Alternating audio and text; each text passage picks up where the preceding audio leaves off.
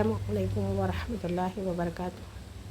అనంత కరుణామయుడు అపార కృపాశీలుడు అయిన అల్లాహ్ పేరుతో. లోకమంతా దైవాజ్ఞకు కట్టుబడి ఉంది. ఈ జగతి అంతా భూమి ఆకాశాలు, నక్షత్రాలు, గ్రహాలు, వృక్షజాలం, జంతుజాలం, కొండలు, నదీనదాలు, సముద్రాలు, ఎడారి ప్రదేశాలు, దైవదూతలు, జిన్నాతులు, మనుషులు సమస్తం అల్లాహ్ ఆజ్ఞకు లోబడి ఉన్నాయి. అల్లాహ్ ఈ విధంగా సెలవిచ్చాడు: ఆకాశాలలోనూ భూమిలోనూ ఉన్న వారంతా తమకు ఇష్టమున్నా లేకపోయినా అల్లాహ్ విధేయతకు కట్టుబడి ఉన్నారు. సూరా ఆలే ఇమ్రాన్ వాక్యం నంబర్ 83. భూమి ఆకాశాలలో ఉన్న సమస్తము ఆయనదే, అవన్నీ ఆయన ఆజ్ఞకు తలవొగ్గి ఉన్నాయి. సూరా అల్ బఖరా వాక్యం నంబర్ 116.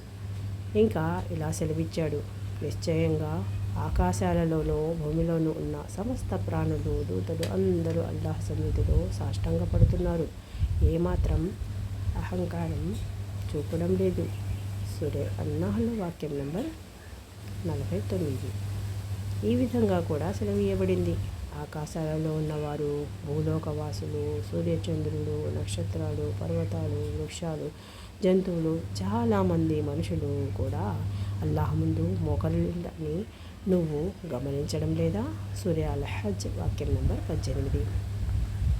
ఆకాశాలలోనూ భూమిలోనూ ఉన్న సృష్టితాలన్నీ తమకు ఇష్టమున్నా లేకపోయినా అల్లాహకు సాష్టాంగపడుతున్నాయి.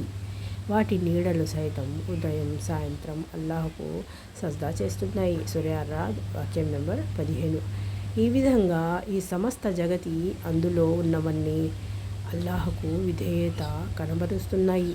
అవన్నీ ఆయన సార్వభౌమత్వానికి లోబడి వ్యవహరిస్తున్నాయి. విశ్వ వ్యవస్థ అంతా ఆయన తలుచుకున్నట్లుగా ఆయన ఆజ్ఞకు కట్టుబడి నడుస్తుంది. విశ్వ వ్యవస్థలోని ఏ వస్తువు కూడా దైవాజ్ఞను ఎదిరించడానికి సాహసించదు. ప్రతిదీ ఒక కట్టుదిట్టమైన వ్యవస్థకు లోబడి తన బాధ్యతను నిర్వర్తిస్తుంది, తన కర్తవ్యాన్ని నెరవేరుస్తుంది. వాటిలో ప్రతి ఒక్కటి తన సృష్టికర్తను అన్ని రకాల లోపాలకు అతీతంగా, దౌర్బల్యము లేనివానిగా ఖరారు చేస్తుంది. అల్లాహ్ ఇలా సెలవిచ్చాడు: సప్తాకాశాలు, భూమి, వాటిలో ఉన్నవన్నీ ఆయన పవిత్రతనే కొనియాడుతున్నాయి. ఆయన స్తోత్రంతో పాటు ఆయన పవిత్రతను కొనియాడని వస్తువంటూ ఏదీ లేదు. అయితే మీరు వాటి స్తుతిని గ్రహించలేరు. సూరా అల్-ఇస్రా వాక్యం నంబర్ 44. కాబట్టి ఈ సృష్టితాలన్నీ అవి మౌనంగా ఉండేవైనా, మాట్లాడేవైనా, సజీవులైనా, నిర్జీవులైనా అన్నీ అల్లాహకు విధేయులై ఉన్నాయి. తిరుగులేని ఆయన ఆజ్ఞను శిరసావహిస్తూ ఉన్నాయి. అవి మనస, వాచ, కర్మన అల్లాహ్ పవిత్రతను కొనియాడుతూ ఆయన్ని దోషరహితులుగా ప్రకటిస్తున్నాయి. విఘ్నుడైన వ్యక్తి ఈ సృష్టితాలపై చింతన చేసినప్పుడు అతనికి స్పష్టంగా అవగతమవుతుంది: ఇవన్నీ సత్యబద్ధంగా పుట్టించబడ్డాయి, సత్యం కోసమే పుట్టించబడ్డాయి. ఇవన్నీ తమ సృష్టికర్తకు లోబడి ఉన్నాయి. అవి తమ నిర్వహణకర్త ఆజ్ఞను జవదాటలేవు. ఆయనకు వ్యతిరేకంగా వ్యూహాన్ని రచించడం కానీ, తిరుగుబాటు చేయడం కానీ చేయలేవు.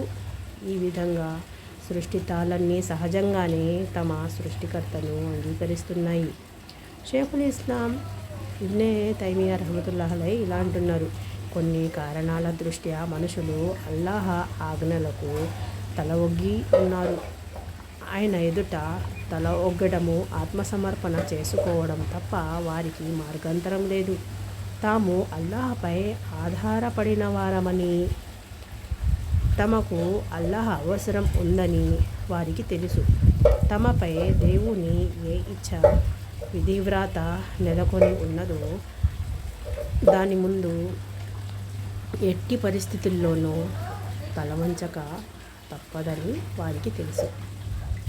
కష్టాలు, విపత్కర పరిస్థితుల్లో అల్లాహ్ను మొరపెట్టుకోవడము తప్ప వారికి వేరే గత్యంతరం లేదు.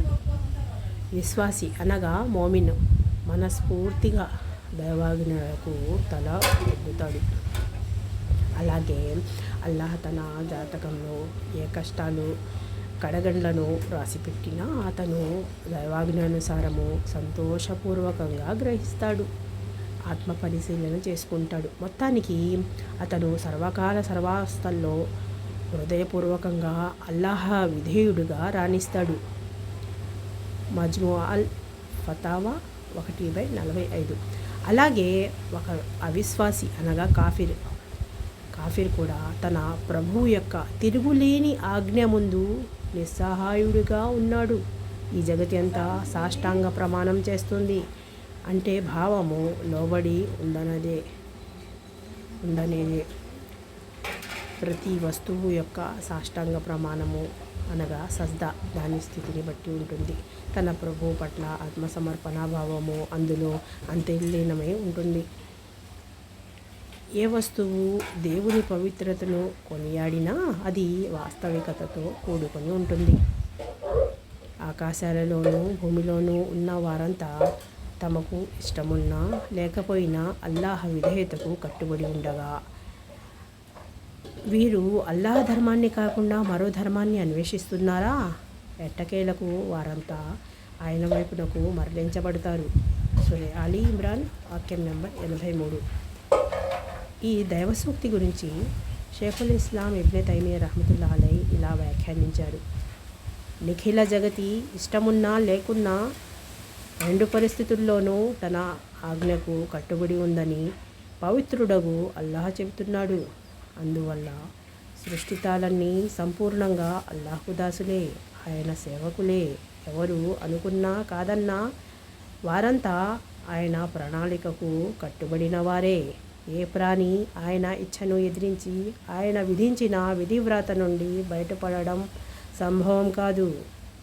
ఆయన అనుజ్ఞ, ఆయన సుబుద్ధి లేకుండా ఏదైనా నష్టం గురించి తప్పించుకునే శక్తి కానీ ఏదైనా లాభాన్ని పొందే శక్తి కానీ ఎవరికీ లేదు. ఆయన సకల లోకాలకు ప్రభువు, అధిపతి, యజమాని. వాటిపై ఆయన కోరిన విధంగా అధికారము చెలాయించగలడు. ఎందుకంటే వాటన్నింటినీ సృష్టించిన వాడు ఆయనే గనక. వాటన్నింటి రూపకల్పన కూడా ఆయనే. ఆయన తప్ప మిగిలినవన్నీ ఆయన పోషణలో ఉన్నవే. అవన్నీ సృష్టితాలే, అవన్నీ అవసరం గలవే, ఆధారపడి ఉన్నవే, నిస్సహాయమైనవే. అల్లాహ్ ఒక్కడే, అక్కరలేనివాడు, సర్వశక్తుడు, తిరుగులేనివాడు, పుట్టించేవాడు, నిర్మాత, రూపకల్పన చేసేవాడు. మజ్ముఆ అల్ ఫతావా 10/20.